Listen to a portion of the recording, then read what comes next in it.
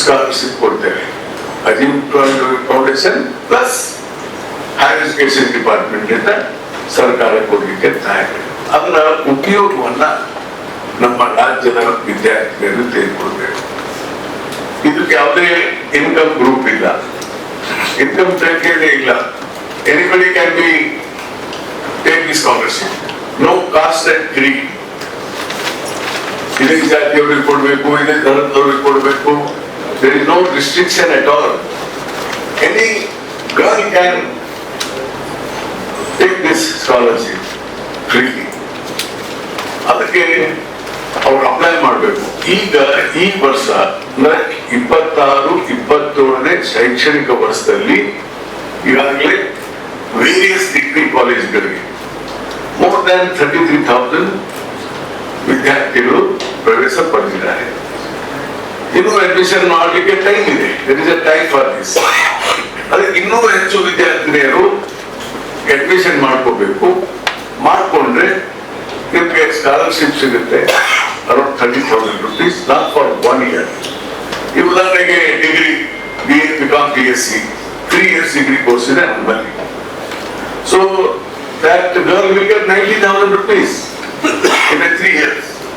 Engineering 1,20,000 rupees in 4 years. Medical 5 years course, so you get around 1,50,000 rupees. ಹೀಗಾಗಿ ಇದರ ಒಂದು ಲಾಭವನ್ನ ನಮ್ಮ ವಿದ್ಯಾರ್ಥಿಗಳು ತೆಗೆದುಕೊಂಡು ಅವರು ಶಿಕ್ಷಣದಲ್ಲಿ ಇನ್ನೂ ಹೆಚ್ಚು ಮುಂದೆ ಬಂದರೆ ಅವ್ರಿಗೆ, ಇಲ್ಲದ್ರೆ ಈ ಪುರುಷ ಪ್ರಧಾನವಾದಂತ ಸಮಾಜದಲ್ಲಿ ಹೆಣ್ಮಗಳು ಕಡಿಮೆ ಅಂತ ನೀವು ಅನ್ಸ್ಕೋಬಾರ್ದು. There should be gender equality. ಅದು ನಮ್ಮ ಉದ್ದೇಶ. ಅದಕ್ಕೆ ಈಗ ಇದರ ಲಾಭವನ್ನ ನಮ್ಮ ವಿದ್ಯಾರ್ಥಿನಿಯರು ರಾಜ್ಯಾದ್ಯಂತ ತೆಗೆದುಕೊಳ್ಬೇಕು ಅನ್ನೋದಕ್ಕಾಗಿ ನಾವು ಇವತ್ತು ಈ ಕಾರ್ಯಕ್ರಮವನ್ನ ಇಲ್ಲಿಂದ ಪ್ರಾರಂಭ ಮಾಡಿದ್ದೇವೆ. ನಾನು ನನ್ನ ಮಾಧ್ಯಮದ ಸ್ನೇಹಿತರಿಗೆ ರಿಕ್ವೆಸ್ಟ್ ಮಾಡ್ತೇನೆ, ಇದನ್ನ ಹೆಚ್ಚು ನೀವು ಆದ್ಯತೆಯ ಮೇರೆಗೆ ಸ್ವಲ್ಪ ಪ್ರಚಾರವನ್ನು ಕೊಡಬೇಕು. ಯಾಕಂದ್ರೆ ಇದು ನಮ್ಮ ರಾಜ್ಯದ ವಿದ್ಯಾರ್ಥಿನಿಯರಿಗೆ ಅನುಕೂಲ ಆಗಬೇಕು. ಅದಕ್ಕೆ ಇದನ್ನು ಸವಿಸ್ತಾರವಾಗಿ ಬರೆದ್ರೆ message will go to them. That's why I'm requesting my press friends to help in this matter. ಹೇಳಿ ಮತ್ತು ಅದರ ಜೊತೆಗೆ ಇದು ಆಗಸ್ಟ್ 31ರವರೆಗೆ ಅರ್ಜಿ ಹಾಕಲಿಕ್ಕೆ ಟೈಮ್ ಇದೆ. ಒಟ್ಟಾರೆ ಈ ದೀಪಿಕಾ ಯೋಜನೆ ನಮ್ಮ ವಿದ್ಯಾರ್ಥಿನಿಯರಿಗೆ ಬಹಳಷ್ಟು ಅನುಕೂಲತೆ ಆಗ್ತದೆ ಅನ್ನೋ ಮಾತನ್ನ ಈ ಸಂದರ್ಭದಲ್ಲಿ ನಾನು ಹೇಳಲಿಕ್ಕೆ ಇಚ್ಛೆ ಪಡ್ತೇನೆ. ಮತ್ತೊಂದು ಇನ್ನೊಂದು ಪ್ರಮುಖವಾದಂತ ವಿಚಾರವನ್ನ ನಾನು ಮಾಧ್ಯಮದ ಮುಖಾಂತರ ಹೇಳಲಿಕ್ಕೆ ಇಚ್ಛೆ ಪಡ್ತೇನೆ ನಮ್ಮ ರಾಜ್ಯದ ಜನತೆಗೆ. ಹಿಂದೆ ನಾವು ಉನ್ನತ ಶಿಕ್ಷಣ ಮಂತ್ರಿ ಆಗಿದ್ದೆ between 2016 to 18 when Honorable Chief Minister Siddharamaiah was the Chief Minister. ಆ ಸಂದರ್ಭದಲ್ಲಿ ನಾವು ಒಂದು ತೀರ್ಮಾನ ಮಾಡಿದ್ವಿ ಬಜೆಟ್ ನಲ್ಲಿ. ನಮ್ಮ ರಾಜ್ಯದಲ್ಲಿ ಏನು SSLC ವರೆಗೆ ಮಾತ್ರ, PUC ವರೆಗೆ ಮಾತ್ರ ವಿದ್ಯಾರ್ಥಿನಿಯರಿಗೆ ಆಲ್ ಡಿಗ್ರಿ ಕಾಲೇಜಸ್, ಗವರ್ಮೆಂಟ್ ಅಲ್ಲಿ ಓದುವಂತ degree colleges, even for post graduate up to MA, MCom, MSc or post graduation ಓದುವಂತ ಎಲ್ಲಾ ವಿದ್ಯಾರ್ಥಿನಿಯರಿಗೆ ಶುಲ್ಕರಹಿತವಾದಂತ ಒಂದು ವ್ಯವಸ್ಥೆಯನ್ನ ಮಾಡಿಕೊಡ್ಬೇಕಂತ ಹೇಳಿದಾಗ ಅವತ್ತು ನಮ್ಮ ಸರ್ಕಾರ ಅವತ್ತು ತೀರ್ಮಾನ ತೆಗೆದುಕೊಂಡಿದ್ರಿಂದ ಈಗ ನಮ್ಮ ರಾಜ್ಯದಲ್ಲಿ ಪೋಸ್ಟ್ ಗ್ರಾಜುಯೇಟ್ ವರೆಗೂ ಶುಲ್ಕರಹಿತವಾದಂತ ವ್ಯವಸ್ಥೆ ಇದೆ ಅನ್ನೋದನ್ನ ನಾನು ನಿಮ್ಮ ಗಮನಕ್ಕೆ ತರ್ತಾ ಇದ್ದೀನಿ.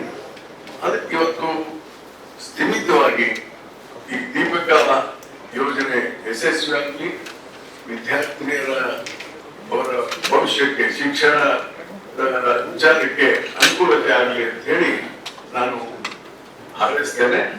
ಮತ್ತೊಂದ್ಸಾರಿ ಅಜೀಂ ಫೌಂಡೇಶನ್ ಮತ್ತು ಇತರ ಉನ್ನತ ಶಿಕ್ಷಣ ಇಲಾಖೆ ಈ ಎಲ್ಲ ಕಾರ್ಯಕ್ರಮವನ್ನ ಯಶಸ್ವಿಯಾಗಿ ಜಾರಿಗೆ ಕೊಡಿಸಿದ್ದಕ್ಕೆ ಮತ್ತು ನಮ್ಮ ಮಾಧ್ಯಮದ ಸ್ನೇಹಿತರಿಗೆ ನಾನು ಸಲ್ಲಿಸಿ ನನ್ನ ಮಾತು ಮುಗಿಸ್ತೇನೆ. Criteria, there is no caste in any criteria. Everybody is is eligible if they are admitted to the higher education in a government institution. No, nothing. No benefit, nothing. No, there is no question of that. You have to pass 12th standard and admit in a government education institution. I kept ಇದು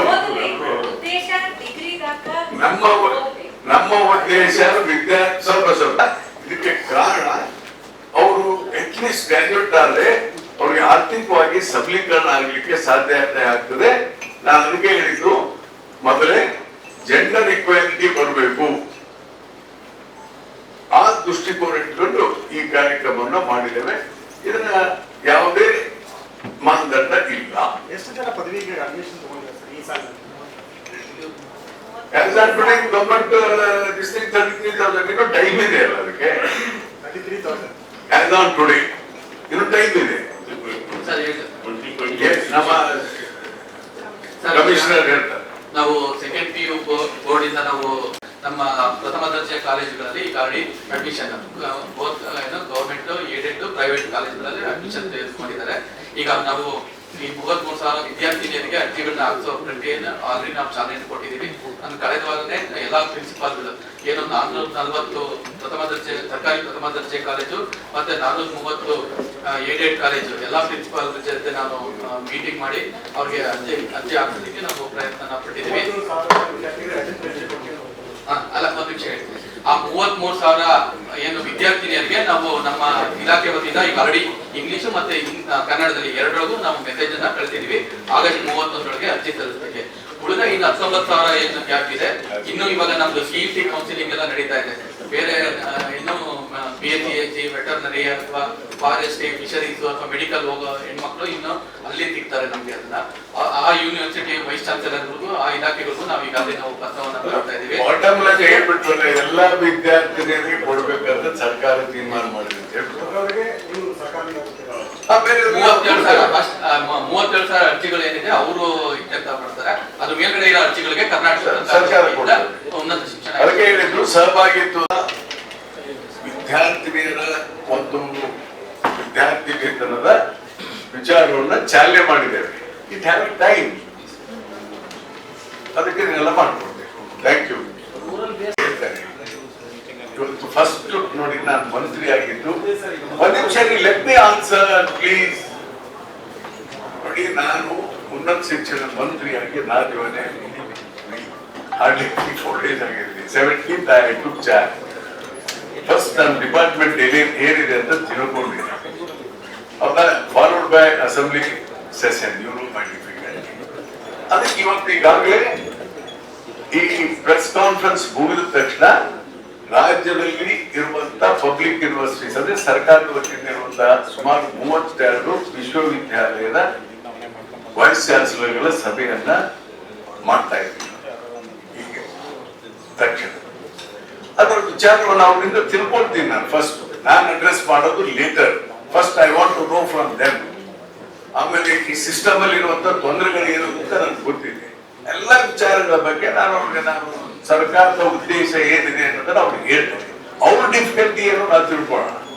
ಇದು ಒಂದು ಘಟ್ಟ. ಇದು ವಿಶ್ವವಿದ್ಯಾಲಯಗಳು. ಇನ್ನೆರಡನೇದು ಸುಮಾರು 440 ಸರ್ಕಾರಿ ಪ್ರಥಮ ದರ್ಜೆ ಕಾಲೇಜುಗಳಿದ್ದಾವೆ ವಿವಿಧ ಜಿಲ್ಲೆಗಳು. ಅಲ್ಲಿ ಅಸಿಸ್ಟೆಂಟ್ ಪ್ರೊಫೆಸರ್, ಪ್ರಿನ್ಸಿಪಾಲ್ ಹುದ್ದೆಗಳೆಲ್ಲ ಖಾಲಿ ನಮ್ಗೆ ಗೊತ್ತಿದೆ. ಅದು ನೀವು 440 ಕಾಲೇಜಿನ 440 ಕಾಲೇಜಿನಲ್ಲಿ ಬ್ಯಾಂಕ್ ಪ್ರಿನ್ಸಿಪಾಲ್ ಇಲ್ಲ. All 440 maybe 1 or 2. ಕರೆಕ್ಟ್ ನಾನು ಹೇಳ್ತಾ ಇರೋದು 100%. ಲೆಕ್ಚರರ್ಸ್ ಕೊರತೆ ಇಲ್ಲ. ಎಲ್ಲವನ್ನ just I kept in mind. ಅದಕ್ಕೆ ಏನೇನ್ ಮಾಡ್ಬೇಕು ಅನ್ನೋಂತ action plan is already preparing. ಅದಕ್ಕೆ ನಾನು I will come back to you. ಇದಕ್ಕೆ ಏನು ತಿಳ್ಕಲ್ಲ ಅಂದ್ರೆ ಸುಮ್ಮನೆ ಕ್ವಶನ್ ಉತ್ತರ ಹೇಳಿದ್ರೆ ನಾನು give me a big time. I will sit here for 8 to 10 hours. ನಾನು ಈ ಇಲಾಖೆ ಸುಲಭ ಇಲ್ಲ. ಬಿಡ್ತೇನೆ. ಇದು ಬಹಳ ಮಹತ್ವದ ಇಲಾಖೆ. ಇದು ಪ್ರಶ್ನೆ ಏನು, ಇವತ್ತು ಒಬ್ಬ ವ್ಯಕ್ತಿ ಒಳ್ಳೆ ಶಿಕ್ಷಣವಂತ ಅಂದ್ರೆ ಒಂದು ಸಾಮಾಜಿಕ ಆಸ್ತಿ. ಇವತ್ತೇನಾದ್ರೂ ಇದ್ರಲ್ಲಿ ಹೆಚ್ಚು ಕಡಿಮೆ ಆದ್ರೆ ಒಂದು ಜನರೇಷನ್ ವಿಲ್ ಕೊಲ್ಯಾಪ್ಸ್. ಅದು ನನಗೆ ಗೊತ್ತಿದೆ.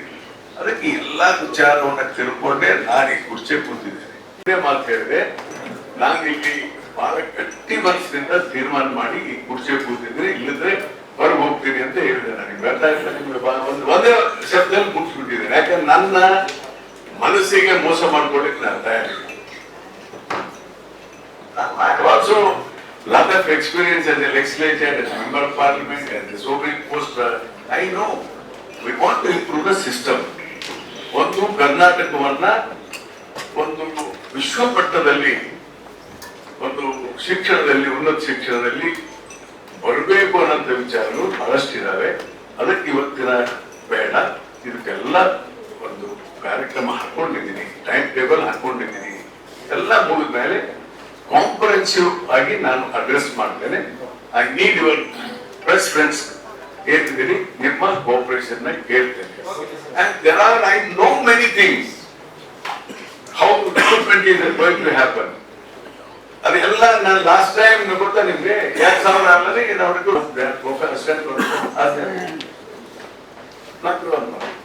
ಸುಮಾರು 1300 ಏಡೆಡ್ ಕಾಲೇಜುಗಳಿಗೆ ಅಪ್ರೂವ್ ಮಾಡಿಕೊಟ್ವಿ. Siddaramaiah chief minister first time. Not even one cup of coffee we have taken from the institution. ಮಾಡೋಣ, ಮಾಡ್ಲಿಕ್ಕೆ ಸಾಧ್ಯತೆಗಳಿದ್ದಾವೆ. So I will address later. Only restricted to ಏನಿವತ್ತು Deepika program sponsored by Ajit Premji and state government, ಅದ್ರ ಬಗ್ಗೆ ಒಂದು ವ್ಯಾಪಕವಾದಂತ ಪ್ರಚಾರವನ್ನ ಮಾಧ್ಯಮ ಸ್ನೇಹಿತರು ಇವತ್ತಿನ ಮಟ್ಟಿಗೆ ಕೊಡಿರಿ. ಇಲ್ಲದ್ರೆ ಡೈವರ್ಟ್ ಆಗಿತ್ತು ಈ subject. I will answer your question. ನಾನು ಐ ಆಮ್ ನಾಟ್ ಎಲ್ಲಿ ಓಡೋಗಲ್ಲ, I will not run from this. ಅದೇನಲ್ಲ, ನಾನು ಬಿಟ್ಟು ಹೋಗ್ತೇನೆ, ನನ್ನಿಂದ ಮಾಡ್ಸಕ್ಕಾಗದೆ. ಯಾಕಂದ್ರೆ ನಾನು ಅಷ್ಟೇ ಲಾಸ್ಟ್ ಒಂದು ಬೋರ್ಡ್ ಹೇಳ್ಬಿಟ್ಟಿದ್ದೀನಿ, ಪದೇ ಪದೇ ಪದೇ ಕೇಳ್ಬಾರ್ದು. ನನ್ನ ಕಾನ್ಸಿಯಸ್ ವಿರುದ್ಧವಾಗಿ ನಾನು ಕೆಲಸ ಮಾಡ್ಲಿಕ್ಕೆ ಬಂದಿಲ್ಲ. I want to improve this system or get out.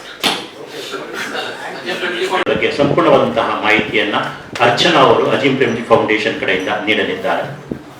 Complete ಮಾಡಿದ್ರು ಕೂಡ ಡ್ರಾಪ್ ಔಟ್ ಆಗಿ ಗ್ಯಾಪ್ ಇಯರ್ ಇರುವಂತಹ ಸ್ಟೂಡೆಂಟ್ಸ್ ಕೂಡ ಮೊದಲನೇ ವರ್ಷದಲ್ಲಿ ಈ ವರ್ಷ ಅಂಡರ್ ಗ್ರಾಜುಯೇಟ್ ಡಿಗ್ರಿ ಅಥವಾ ಡಿಪ್ಲೊಮಾಗೆ ಅಡ್ಮಿಷನ್ ತಗೊಂಡಿದ್ರೆ ಅವರು ಕೂಡ ನಮ್ಮ ಸ್ಕಾಲರ್ಶಿಪ್ ಗೆ ಅಪ್ಲೈ ಮಾಡ್ಬೋದು. ಸೊ ಮೆರಿಟ್ ಸೀಮಿತ ಇಲ್ಲ, ಕಾಸ್ಟ್ ಅಥವಾ ರಿಲಿಜನ್ ಅದ್ರ ಬೇಸಿಸ್ ಮೇಲೂ ಇಲ್ಲ. ಮತ್ತೆ ಡ್ರಾಪ್ ಔಟ್ ಇದ್ರೂ ಕೂಡ ಅಂತ ಸ್ಟೂಡೆಂಟ್ಸ್ ಕೂಡ ಅಪ್ಲೈ ಮಾಡ್ಬೋದು. ಫಸ್ಟ್ ಇಯರ್ ನಲ್ಲಿ ಇರಬೇಕು ಅವರು ಅಪ್ಲೈ ಮಾಡ್ಬೋದು. ಸೊ ನಿಯಮಿತ ವಿದ್ಯಾರ್ಥಿಯಾಗಿ ಸರ್ಕಾರಿ ಅಥವಾ ಪ್ರೈವೇಟ್ ಅಥವಾ ಏಡೆಡ್ ಯಾವುದೇ ತರಹದ ಕಾಲೇಜ್ ನಲ್ಲಿ ಅವರು ಅಡ್ಮಿಷನ್ ತಗೊಂಡಿರ್ಬೋದು, ಅವರ ಅಂಡರ್ ಗ್ರಾಜುಯೇಟ್ ಡಿಗ್ರಿ ಅಥವಾ ಡಿಪ್ಲೊಮಾ. ಸೊ ಇದು ನಮ್ಮ ಅರ್ಹತೆ.